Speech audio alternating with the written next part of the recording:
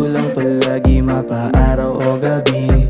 Handa lagi tumulong kahit walang kapalit. Sino pa ba ang tutulong sa ating kapwa? Si Serrano Channel lang nangunguna sa gawa. Kahit na kinakapos, okay lang naman yun. Ang mahalaga sa akin sa Yun, magandang hapon ng mga katropa. Ayan, bali nandito kami ngayon sa sa Calabaka at ito yung pagkakataon.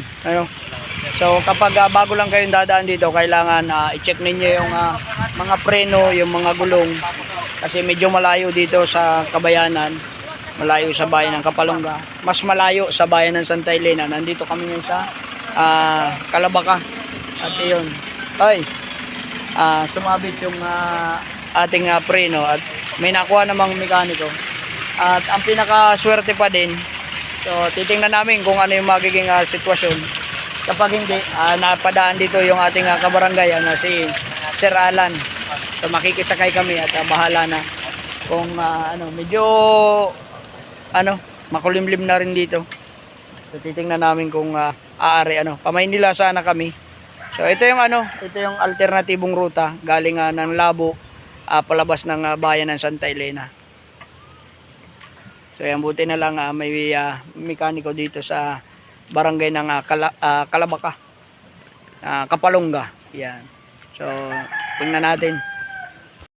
Medyo dikit yung ating preno kanina. Hindi na talaga tayo nakakaalis. Gamitan natin ng kapit talaga. Ano po? Hindi. Di ba? Normal lang niya ito.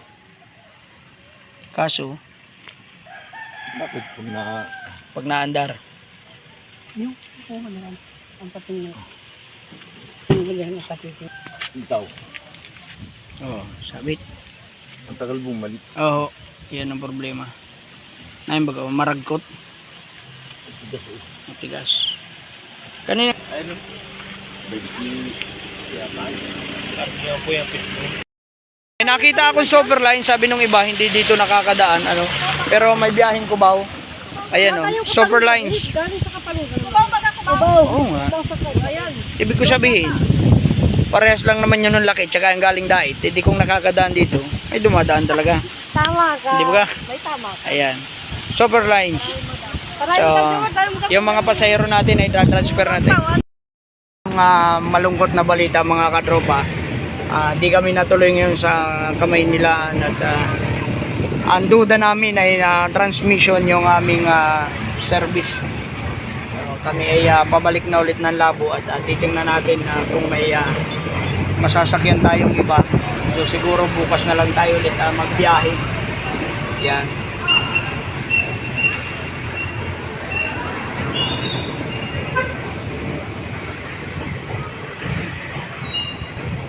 So, nandito na kami sa tapat ng simbahan ng Kapalonga Church. Pabalik na kami ng Labo. So, ito si Kuya Wanin.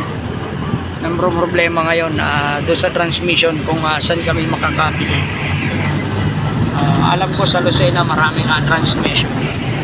Yan. Pero sana hindi naman transmission talaga yung pinakang nadali. Yan. So, sana lang. Let's go, uwi na tayo. Guys, time check muna tayo. 11:05, nakauwi na ako ng bahay. Kami nila Kagawad Osorio. Ayun, nadali yung transmission ng kanilang makina ng sasakyan. So, kapag dadaan kayo ng Kapalonga, kailangan sigurado yung preno tsaka yung mga makina ninyo kasi maraming doon.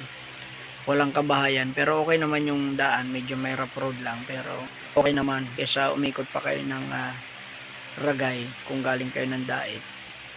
So dito na kayo sa Kapalonga dadaan. Yung mga lang, mga light vehicle, yan, pwede do. Konting konting ilag lang sa mga lubak.